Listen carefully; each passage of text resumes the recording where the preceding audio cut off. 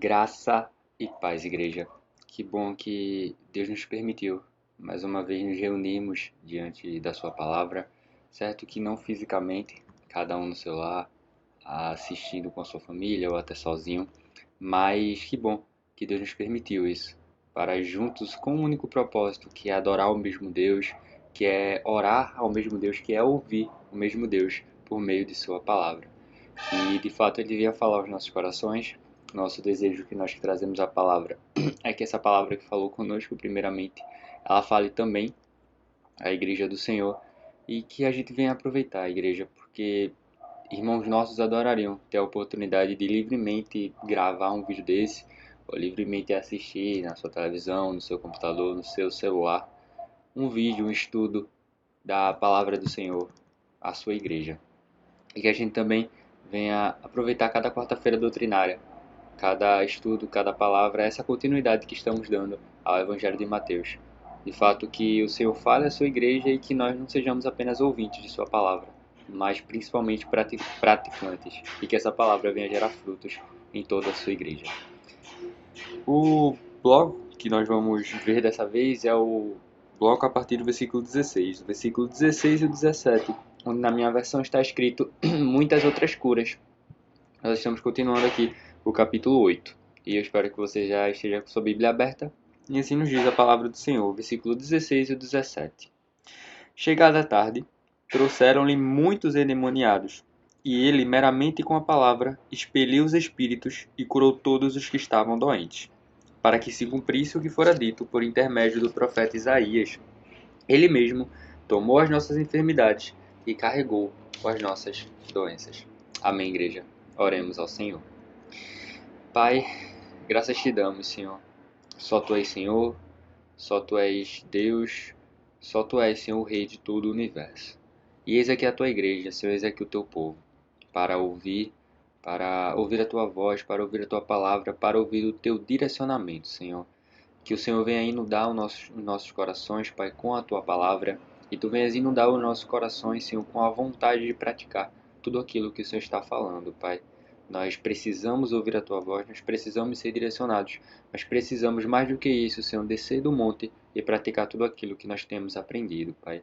Continua nos ensinando e nos ajudando a praticar tudo aquilo que o Senhor tem nos direcionado, tudo aquilo no qual o Senhor tem nos guiado, Pai. E é no nome de Jesus que nós oramos assim. Amém e amém. Amém, igreja. De fato, como nós vimos no começo, Mateus ele começa com chegada à tarde. Né? Chegada à tarde trouxeram-lhe muitos endemoniados. É a parte A do versículo 16. Então, naquele mesmo dia em que Jesus tinha subido ao monte com aquelas multidões e tinha ensinado, ele trouxe as antíteses, onde ele disse: Vocês ouviram o que foi dito, eu porém vos digo. Ele trouxe também as práticas da piedade judaica, ele trouxe também as prioridades do reino, ele trouxe ali sobre as duas estradas, sobre os falsos profetas, sobre os dois caminhos. Então, mesmo depois daquilo, e depois de ele ter descido do monte, curado um leproso, descido do monte, depois de curar o leproso, curar o servo do centurião, como nós vimos, e ali exaltar a sua fé, depois de ter curado a sogra de Pedro, ele continua curando, continua fazendo maravilhas. E até que esse dia acabe, nós ainda vamos ter muitos acontecimentos. Então, provavelmente, aquela multidão que o ouviu e que viu tudo que Jesus estava fazendo, saiu anunciando. Não traziam apenas enfermos, não traziam apenas coxos, cegos, paralíticos, agora traziam também endemoniados. Interessante que essa é a primeira menção de endemoniados aqui no livro de Mateus, né? Aqui no capítulo 8. Antes de Jesus subir no monte, nós tivemos algumas menções de cura. Aqui antes do capítulo 5, o bloco antes do capítulo 5, diz que Jesus pregou por toda a Judéia e curou muitos enfermos. Mas a endemoniados, nós só temos aqui essa citação. Essa é a primeira citação de Mateus sobre endemoniados. E Mateus, de uma forma que exaltou ainda mais e nos fez perceber o quanto ele próprio estava maravilhado com o que Jesus fazia, ele continua dizendo, a partir da parte B do versículo 16, que e ele, Jesus, meramente com a palavra, expeliu os espíritos e curou todos os que estavam doentes. Mateus usa a palavra aqui meramente como se ele dissesse, cara, ele só precisava de uma palavra para fazer tudo isso, para fazer todas essas maravilhas. As palavras de Jesus, não apenas direcionavam. As palavras de Jesus não apenas ensinavam. As palavras de Jesus também curavam. Mas curavam muito mais do que as pessoas imaginavam. Mateus focou no poder das palavras de Jesus nas curas físicas, no expulsar demônios. Mas nós sabemos que no Sermão do Monte, Jesus, com o poder de suas palavras, ou com apenas meramente as suas palavras, ele trouxe luz. Ele trouxe luz às Escrituras. Porque ele falou as antíteses, onde ele dizia, olha, vocês ouvistes o que foi dito, eu, porém, vos digo. Então, Jesus ele acrescentou, como Filho de Deus, como o próprio Deus, ele tinha autoridade para isso. Então, olha, vocês ouviram assim, eu, porém, vos digo, façam assim, assim e assim. E ele trouxe um entendimento diferente sobre como ele queria que fosse que o povo começasse a agir em relação ao homicídio, em relação ao adultério, aos juramentos, à vingança, ao amor, ao próximo, às antíteses que nós passamos semanas estudando. Depois, ele ainda trouxe sobre as práticas de piedade judaicas, sobre o esmolar, sobre o orar, sobre o jejuar, dizendo, olha, não façam como os hipócritas. Nada adiantará se você esmolar como um hipócrita, se você orar como um hipócrita, se você jejuar como um hipócrita. Faça assim, e o Pai que está em secreto lhe recompensará. Ele trouxe luz também sobre quais são as prioridades do reino dos céus, não o reino terreno, mas o reino dos céus. Ele também trouxe direcionamento sobre as duas estradas, sobre os falsos profetas e também sobre os dois fundamentos. Então Jesus ele trouxe luz a tudo isso. E sabemos que muitos dessa multidão, infelizmente mais para frente, iriam gritar crucifica-o, crucifica-o. Mas, por certo, essas palavras tocou no coração, no íntimo de alguns dos que estavam ali. Sabemos que não muitos, mas com certeza fez efeito. Mas Mateus ainda continua dizendo que essas curas elas eram cumprimento do Antigo Testamento, como ele fala no versículo 17, onde ele diz para que se cumprisse o que fora dito por intermédio do profeta Isaías. Ele mesmo tomou as nossas enfermidades e carregou com as nossas doenças. Isso está escrito lá em Isaías capítulo 53, versículo 4, um texto inclusive que a nossa irmã Simone ela trouxe no estudo passado. E pegando um gancho do que ela falou e querendo aqui falar um pouco mais sobre esse texto, eu queria começar dizendo o que ele não quer dizer. No caso, primeiro, o que Isaías não quer dizer. Nós podemos encontrar inúmeras mensagens, inúmeras pregações de de hora, de 30 minutos, de 20, de 10, sobre esse texto e também conseguimos ver que há muitas interpretações erradas. Então, primeiro, o que é que Isaías não quer dizer?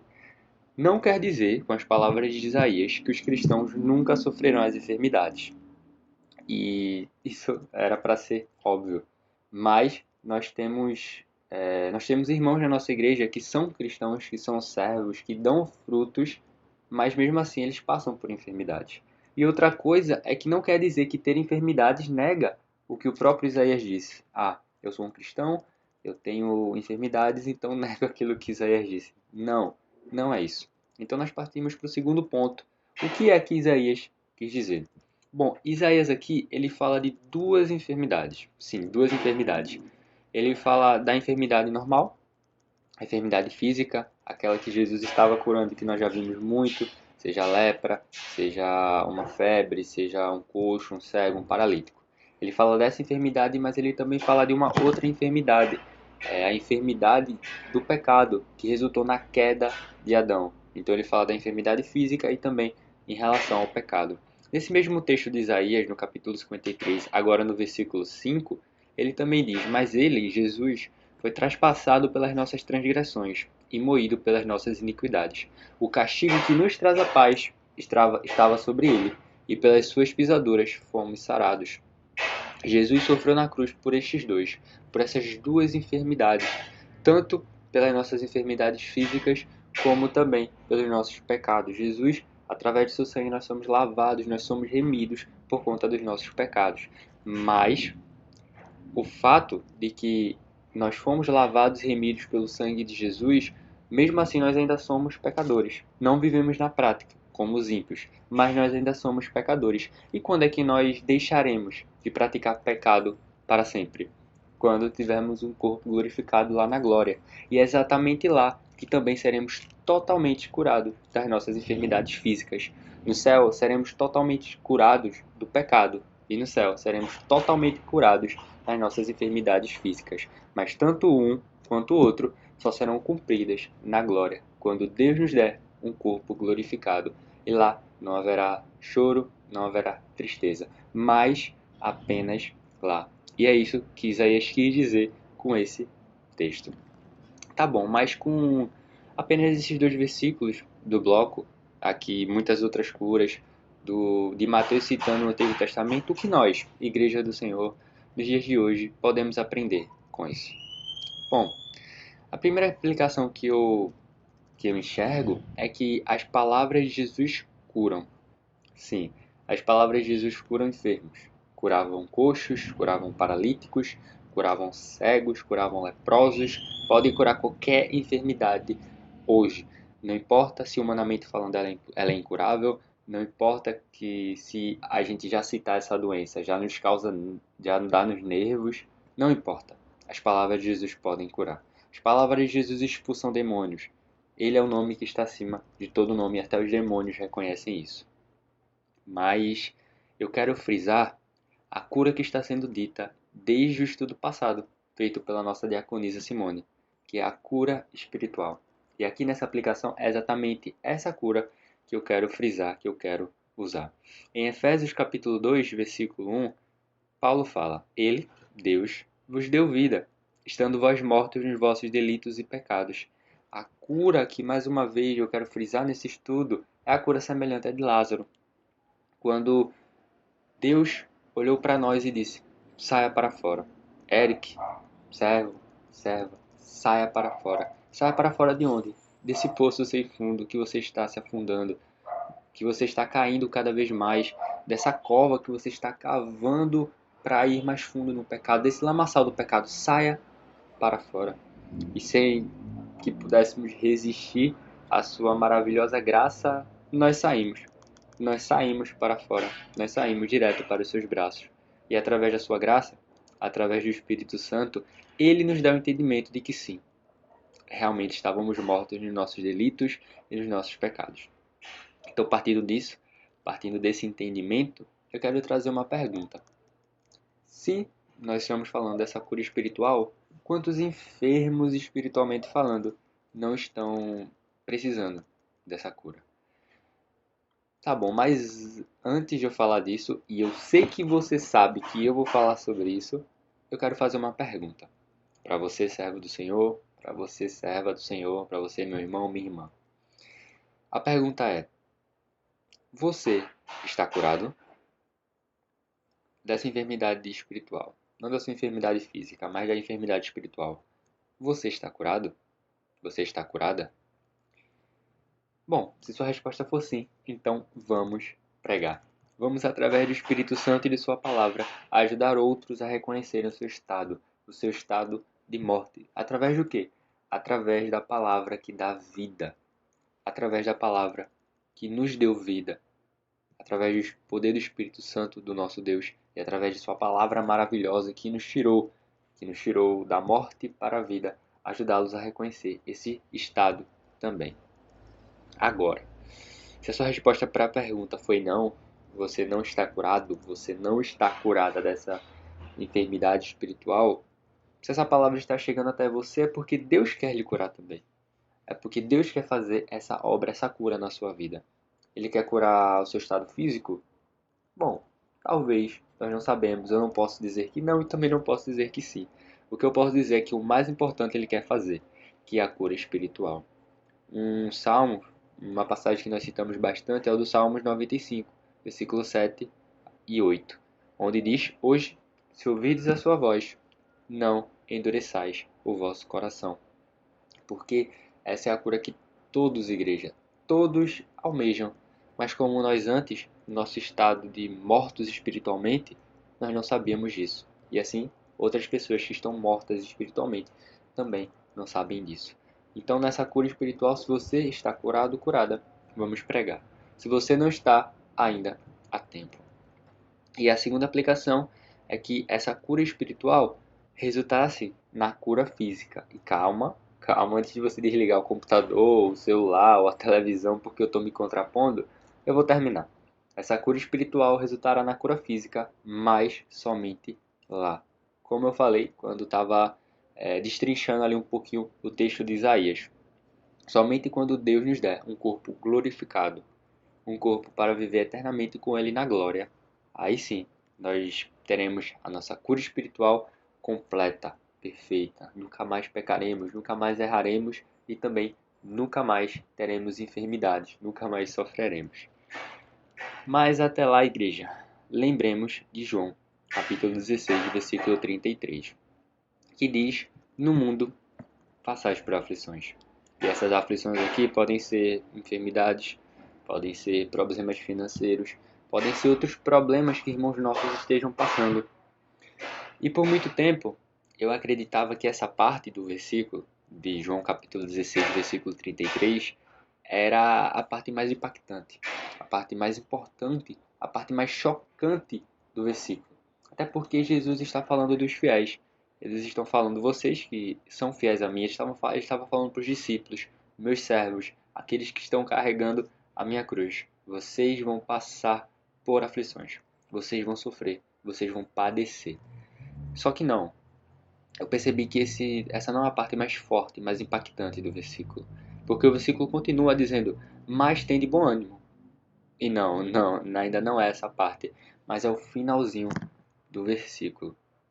Eu venci o mundo. E glória a Deus por isso, igreja, porque ele venceu no mundo. Jesus diz, no mundo tereis aflições, mas tem de bom ânimo, ele diz o motivo, porque eu venci o mundo. Isso nos traz à mente que mesmo que dure muitos sofrimentos, 10, 20, 30, 40 anos, nós podemos ter a certeza como o apóstolo Paulo, quando ele diz lá em Romanos 8, capítulo 8, versículo 18, porque para mim tenho por certo que os sofrimentos do tempo presente não podem ser comparados com a glória a ser revelada em nós. Aflições e bom ânimo para o mundo são distintos, são opostos, não podem estar no mesmo lugar. Mas para nós, Igreja do Senhor, nem tanto, porque mesmo que a dor física permaneça, mesmo que os problemas financeiros permaneçam, mesmo que outros problemas diversos estejam na nossa vida, um turbilhão de problemas, estejamos no vale, estejamos diante de uma tempestade, a cura espiritual nos foi dada. E é por isso que há bom ânimo em nós. E é por isso que há bom ânimo nos servos de Cristo que, mesmo assim, padecem. Porque compartilhamos do sofrimento de Cristo. Porque mesmo padecendo, estamos com os olhos voltados apenas em Deus. E como o pastor diz muito, igreja, Canaã Celestial é logo ali. Então que lembremos que as palavras de Jesus curam enfermos, expulsam demônios, mas fazem o mais importante, que é a cura espiritual. Se estamos curados, vamos pregar. Se não estamos, ainda há tempo. E a segunda é que essa cura espiritual resultará na cura física, mas somente lá na glória, quando Deus nos der o corpo glorificado. Até lá, tende bom ânimo, mesmo com as aflições, porque Jesus Cristo, o Filho de Deus, o Cordeiro de Deus que tira o pecado do mundo, ele venceu o mundo. Amém, igreja. Vamos orar para encerrar? Oremos. Senhor, graças te damos, Pai, porque sabemos que como servos nós passaremos por aflições. E o teu próprio Filho Jesus não escondeu isso de nós, mas disse abertamente para os seus discípulos, mas disse para a igreja do Senhor, para a tua igreja. Mas mesmo assim nós temos bom ânimo. Nós temos bom ânimo porque o mais importante já nos foi dado. A cura espiritual. Jesus na cruz, que redimiu os nossos pecados, que o seu sangue faz com que sejamos lavados e purificados do pecado, Senhor, e possamos, de fato, um dia, permanecendo firme, perseverando em Ti, na Tua palavra, Senhor, estar contigo na glória, quando o Teu Filho Jesus voltar. Muito obrigado porque Tu fizeste essa cura espiritual em nós, Senhor, e também pedimos, nos ajuda a ajudar outros, Pai, com essa cura espiritual, com o Teu Espírito Santo e com a Tua palavra, que dá vida, Senhor. Que essa palavra encontre guarida em nossos corações, Senhor, e que venhamos a pôr em prática aquilo que estamos ouvindo, Senhor. Nos ajuda a ser ouvintes e ouvintes atentos porém mais do que ouvintes, Senhor, praticantes da tua santa palavra. Muito obrigado por tudo, Senhor, e é no nome de Jesus que nós oramos assim. Amém e amém. Amém, igreja. Que Deus nos abençoe.